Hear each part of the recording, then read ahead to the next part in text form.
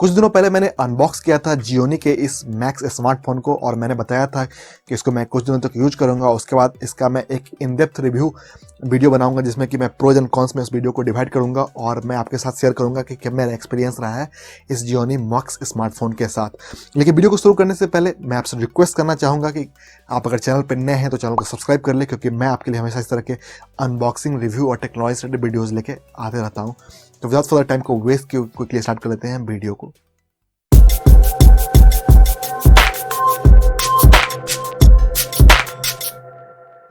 Hey lovely people, this is Shaunit and welcome back to the channel।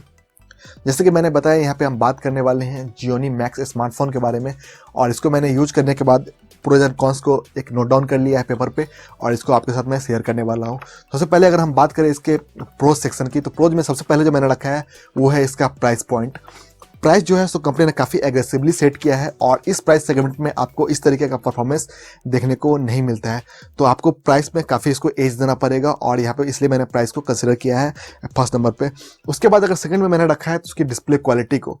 इसमें जो display quality देखने को मिलता है, हालांकि ये एक HD प्लस डिस्प्ले है, लेकिन इसका जो डिस्प्ले क्वालिटी है ये मुझे काफ़ी इंप्रेसिव लगा। मैंने अनबॉक्सिंग में भी बताया था आपको कि मेरे पास जेनफोन 5Z है आसूस का, जो कि एक फ्लैगशिप फ़ोन है। वहाँ पे आपको फुल HD डिस्प्ले देखने को मिलता है, LCD डिस्प्ले, लेकिन यहाँ पे भी जो क्वालिटी है मुझे HD प्लस होने के बाद भी काफ़ी इसका अच्छा लगा, इसलिए मैंने इसको आपको प्रोज सेक्शन में रखने का सोचा। और यहाँ पे आपको मुझे डिस्प्ले से काफ़ी ज़्यादा एक्सपेक्टेशन नहीं था, लेकिन उसके अकॉर्डिंग मुझे काफ़ी अच्छा देखने को मिला।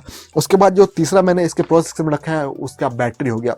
यहाँ पे आपको 5000 मिली एम्प पावर की मैसिव बैटरी देखने को मिल जाती है और ये इस प्राइस सेगमेंट में काफ़ी अच्छी बात है, क्योंकि बेसिकली इस प्राइस सेगमेंट में जो भी फ़ोन को इसको कंसीडर करेगा वो एक नॉर्मल यूजर होगा और उसको बहुत ज़्यादा गेम या फोटोग्राफी से मतलब नहीं होगा, तो उसके लिए बैटरी इसका जो है काफ़ी कंसिडरेबल है और ईजिली आप अगर नॉर्मल यूज़ करते हैं तो 2 से 3 दिन आपका बैटरी इसका देखने को मिल जाता है। और साथ में इसमें आपको रिवर्स चार्जिंग में देखने को मिल जाता है। तो नेक्स्ट जो मैंने इसका प्रोज सेक्शन रखा है वो रिवर्स चार्जिंग ही इसका है, लेकिन इसको मैं इसके साथ टाई अप कर देता हूँ। तो यहाँ पर आपको 5000 मिली एम्प पावर बैटरी होने के साथ साथ रिवर्स चार्जिंग भी देखने को मिल जाता है। उसके बाद यहाँ पे आपको ड्यूअल 4G देखने को मिलता है। हालांकि अब जो भी फ़ोन्स आ रहे हैं प्राइस उसका जरूर हाई होता है, वहाँ पर ड्यूअल 4G देखने को मिल जाता है, लेकिन यहाँ पे आपको इस प्राइस सेगमेंट के बाद भी जियोनी ने ड्यूअल 4G देने का काम किया है और साथ में यहाँ पे आपको वाईफाई भी देखने को मिल जाता है। कहने का मतलब कि आप वाईफाई कॉलिंग का भी लुत्फ इस फ़ोन में उठा सकते हैं, तो ये एक अच्छी बात है।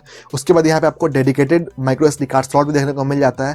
हालांकि जो इसका रोम है वो आपको 32 GB का ही देखने को मिलता है, लेकिन फिर भी आप इसको एक्सपैंड करके और अपने अकॉर्डिंग एक्सपैंड कर सकते हैं 512 GB तक, तो ये एक अच्छी बात है। उसके बाद रिवर्स चार्जिंग के बारे में मैं ऑलरेडी बात कर चुका हूँ, तो ये सब हो गया इसका प्रोज सेक्शन है जो मैंने रखा है, जो मुझे इस फ़ोन का अच्छा लगा है। अब अगर हम बात करें इसके कॉन सेक्शन की, तो कॉन सेक्शन में अगर हम बात करें तो यहाँ पे आपको सबसे जो मेन मुझे कॉन लगा वो ये लगा कि यहाँ पे बस आपको इंटरनल मेमोरी जो है सो 32 GB ही देखने को मिलती है और यहाँ पे सिर्फ और सिर्फ आपको एक वेरिएंट देखने को मिलता है। तो जियोनी अगर कंसिडर करती है कि इसमें थोड़ा प्राइस हाई करके और एक और अगर वेरिएंट 64 GB का दे देती तो ये काफ़ी अच्छा हो जाता, क्योंकि मुझे बस एक ये सही नहीं लगा कि आप यहाँ पे ऐप्स वगैरह इंस्टॉल करते हैं, बहुत ज़्यादा ऐप्स इंस्टॉल करते हैं, तो यहाँ पे आपको थोड़ा सा ये स्लो हो जाएगा फ़ोन। तो यहाँ पे आपको, और ये 32 GB जो है सो eMMC है, तो ये मैं आपको कौन सेक्शन में इसलिए नहीं बताऊंगा क्योंकि जो 10,000 12,000 का फ़ोन भी आ रहा है उसमें भी आपको जो स्टोरेज टाइप यूज़ किया जा रहा है वो eMMC ही यूज़ किया जा रहा है, तो इसको मैं कौन सेक्शन में नहीं डालूंगा, लेकिन मैं आपको बस नॉलेज के लिए बता रहा हूँ कि ये 32 GB का जो स्टोरेज टाइप है वो eMMC है। उसके बाद यहाँ पे आपको जो मुझे बहुत बड़ा जो कौन आप नहीं कह सकते हैं इसको, लेकिन अगर आप कुछ कंसीडर करना चाहते हैं तो कर सकते हैं, यहाँ पे आपको फिंगरप्रिंट सेंसर देखने को नहीं मिलता है। हालांकि प्राइस को कट करने के लिए जियोनी ने ऐसा किया है, लेकिन ये आपको इसको आप कौन सेक्शन में डाल सकते हैं कि आपको फिंगरप्रिंट सेंसर देखने को नहीं मिलता है।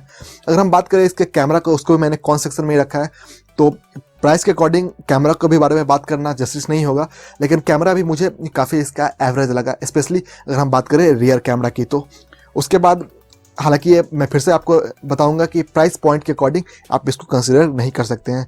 उसके बाद जो मैंने कौन सेक्शन में इसको रखा है कि यहाँ पे आपको जो प्रोसेसर यूज किया गया है, हालांकि परफॉर्मेंस पर बहुत ज़्यादा इसका असर देखने को नहीं मिलता है, लेकिन प्रोसेसर यूज किया गया है वो यूनिसॉक का SC9863 प्रोसेसर यूज किया गया है और जो कि आपको एक ऑक्टा कोर प्रोसेसर है, लेकिन ये 28 नैनोमीटर के टेक्नोलॉजी पे बेस्ड है। हालांकि इतना जो इसका जो स्पेक्स है वो काफ़ी ज़्यादा कंसिडरेबल नहीं है, लेकिन फिर भी जो परफॉर्मेंस है उसमें बहुत ज़्यादा आपको लैग देखने को नहीं मिलता है। परफॉर्मेंस काफ़ी अच्छा देखने को मिल जाता है। अगर आप हेवी गेम भी परचेज करते हैं और प्ले करते हैं इस पर, तो नॉर्मल सेटिंग के साथ, लो सेटिंग के साथ वो चल जाता है। हालांकि उसमें लैकिंग आपको देखने को ऑब्वियसली मिलती है, लेकिन बहुत ज़्यादा इशूज़ में आपको देखने को नहीं मिलता है। उसके बाद ये सब हो गए इसका कॉन सेक्शन में अगर हम बात करें। हालांकि प्राइस जिसका जो है सो बहुत कम है, इसलिए कॉन बहुत ज़्यादा कहना सही नहीं होगा इसको, लेकिन फिर भी कंसिडरेबल जो थिंग था उसको मैंने बताया। अब अगर हम बात करें ओवरऑल मेरे ओपिनियन की, तो यहाँ पे मैं प्राइस के अकॉर्डिंग आपको फ़ोन रिकमेंड कर सकता हूँ। और स्पेशली अगर बात करें इसका सेल्फी कैमरा की, तो सेल्फी कैमरा का जो मेगापिक्सल है वो काफ़ी कम है, लेकिन फिर भी जो क्वालिटी है सेल्फी कैमरा का, मैंने ब्लॉग भी शूट किया था एक, तो मैं कोशिश करूँगा कि यहाँ पे आपको एक छोटा सा वीडियो वहाँ पे प्ले कर दूँ, तो आप इससे आइडिया आपको लग जाएगा। जैसा कि आप देख भी सकते हैं यहाँ पे वीडियो भी चल रहा है जो कि मैंने अनबॉक्सिंग के टाइम पे शूट किया था। तो क्वालिटी मुझे सेल्फी कैमरा का अच्छा लगा। अगर आप ब्लॉगिंग वगैरह स्टार्ट करना चाहते हैं और आपका बजट काफ़ी लो है, तो आप इस फ़ोन को कंसिडर कर सकते हैं और ब्लॉग आप इससे कर सकते हैं। तो सेल्फी कैमरा का क्वालिटी मुझे सही लगा। उसके बाद अगर हम बात करें 5,000 के अंदर में प्राइस का या 6,000 के अप्रॉक्स का फ़ोन का, तो ये आपको फ़ोन का जो है सो काफ़ी बढ़िया फ़ोन है और इस प्राइस सेगमेंट में आपको दूसरा फ़ोन देखने को नहीं मिलता है। उसके बाद जैसे कि मैं पहले ही बता चुका हूँ कौन सेक्शन में, अप्रोच सेक्शन में, कि आप इसमें गेम भी प्ले कर सकते हैं, लेकिन आपको वहाँ पे लो सेटिंग को यूज करना पड़ेगा। तो ये हो गई मेरे ओपिनियन की बात। तो ओवरऑल अगर बात करें, आप एक अगर नॉर्मल यूजर हैं तो आप इस फ़ोन को परचेज कर सकते हैं, आपको इशू देखने को नहीं मिलेगा। और डिस्प्ले का साइज जो है काफ़ी अच्छा है। अगर आप वीडियो वगैरह प्ले करते हैं, यूट्यूब वगैरह देखना आप पसंद करते हैं, तो वो काफ़ी अच्छा है। साउंड की क्वालिटी जो है सो काफ़ी अच्छी है। तो ये सब ओवरऑल बात करें हम अगर, और सबसे खास बात कि इसका जो बैटरी है वो रिमूवल बैटरी इसमें लगता है। तो अगर आपका जो बैटरी होता है वो इनबिल्ट होता है, तो आपको जो चेंज करना चाहते हैं तो इसके लिए आपको सर्विस सेंटर जाकर उसके लिए एक्स्ट्रा सर्विस चार्ज देना पड़ता है। और ऑब्वियसली है कि बैटरी है तो आज न कल ख़राब होगी ही, तो आप बैटरी वगैरह खुद से चेंज कर सकते हैं। और 5000 एम्पियर की बैटरी इसमें देखने को मिल जाती है, तो ये कंसिडरेबल पॉइंट बन जाता है। तो आप इस फ़ोन को परचेज कर सकते हैं अगर आप एक नॉर्मल यूजर है तो ये था मेरा ओपिनियन इस फ़ोन के बारे में। आप मुझे नीचे कमेंट करके बताओ कि आपने अगर इस प्राइस सेगमेंट में कोई फ़ोन यूज़ किया है तो आपका क्या एक्सपीरियंस रहा है, या अगर आपने जियोनी मैक्स स्मार्टफोन यूज़ किया है तो आपका क्या एक्सपीरियंस रहा है। उसके साथ लिंक मैं आपको इसका डिस्क्रिप्शन में दे दूंगा, आप अगर चाहें तो वहाँ से जाके फ़ोन को चेकआउट कर सकते हैं।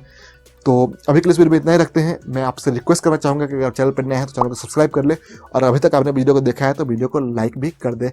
तो मिलते हैं मेरे आने वाले किसी नेक्स्ट क्लिप में। Till then good bye.